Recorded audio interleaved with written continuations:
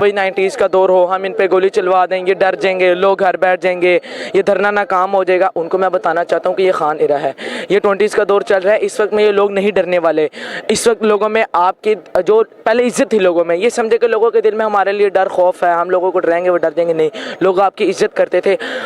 हर महकमे में एक ऐसा लाजमी बंदा होता है, महकमा मैं कहूँगा, या हर ग्रुप में एक ऐसा लाजमी बंदा होता है कि जो साथ के दूसरे बंदों को भी खरार कर देता है। अब आप देखें कि अगर एक ट्रे अगर उसमें बहुत सारे अंडे पड़े हो ना, तो एक अंडा ऐसा होता है कि जब वो गंदा अंडा ख़राब हो जाता है ना, तो वो साथ के दूसरे अंडों को भी ख़राब। क्या कहते हो, बेनज़ीर वाला दौर जो था वो दोबारा दोहराया जा रहा है? ये देखिए, यही तो मैं आपको कहना चाह रहा हूँ कि इनका ये ख्वाबो ख्याल था कि शायद ये वही बेनज़ीर की तरह 90s का दौर होगा, हम गोली चलाएंगे, बेनज़ीर को मरवा देंगे, कातिल का पता नहीं लगेगा। उसके बाद पीपल पार्टी का जिस तरह उन पर सवाल है, इनका ये ख्याल था कि चलो ऐसे ही PTI के जो सवाल है वो आ जाएगा, PTI की जो मकबूलियत है वहाँ में वो कम हो जाएगी। लेकिन आपने देखा कि जैसे ही खान पे गोली चली, लोग सड़कों पर निकले, लोगों ने शहर के शहर बंद कर। अपने हजूम में कुछ गंदी भेड़ें भी होती हैं, क्या कहते हो कि एकदम किसी पर इल्ज़ाम देना बेहतर है या कुछ अपनी भेड़ें ऐसी हों बीच में?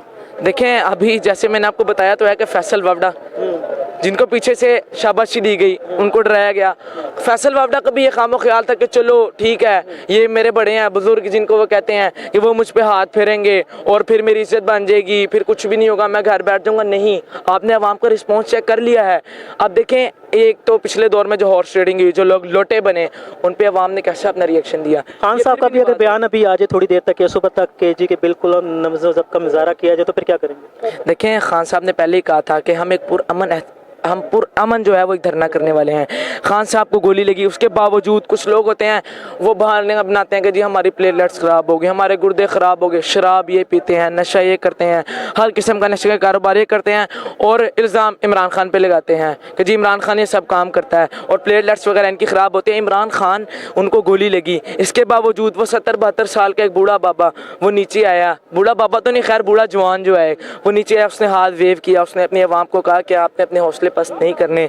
जब उसको गोली लगी और वो हाथ हिला रहा है तो आप सोचेंगे अवाम कैसे डर जाएगी।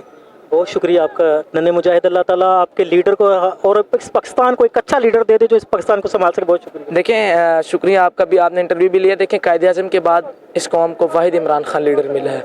कायदे आज़म की तबीयत ख़राब हो गई, वफ़ात पा गई, उनकी बहन फातिमा जिन्होंने इस मुल्क के लिए बेहतर चाहा, उनके खिलाफ इन्होंने कैसी साजिश चली, उनको गद्दार ठहराया गया, उनको क्या कुछ नहीं। और उनके मुकाबले पे किसने इलेक्शन लड़ा था? इन्होंने इलेक्शन लड़ा था, इन्होंने उसको गद्दार कर ठहराया था, इन्होंने उसको इलेक्शन हरवाया था कि जी ये औरत है, ये कैसे पाकिस्तान को संभालेगी। इसीलिए मैं आपको कहना चाहता हूँ कि अब इंशाल्लाह ताला हम डरने वाले नहीं, हम झुकने वाले नहीं, हम बिकने वाले नहीं। इंशाल्लाह ताला इस मुल्क की हकीकी आज़ादी तक हम अपनी जंग जारी रखेंगे। Thank you so much. Thank you.